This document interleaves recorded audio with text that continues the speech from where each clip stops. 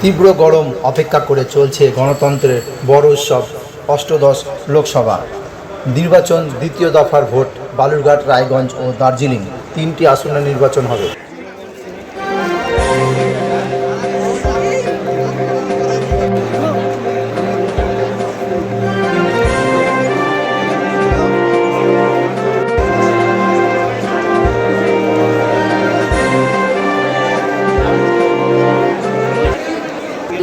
আমার fast fooding officer, মানে রাত থেকে তো ঘুম হয়নি, কারণ কী হবে বুঝতে পারছি না। যদিও ভরসা আছে, সেন্ট্রাল ব্যাংকগুলো আছে, আশা করছি তাহলে আমরা যেহেতু মিডিয়াকে আলাদাভাবে প্রায়োরিটি দেওয়া হয়েছে বলে শহরের ভেতরে রাখা হয়েছে এবং আশা করছি ভালো স্কুলগুলোতেই দিয়েছে, তো সেটা নিয়ে চাপটা কম।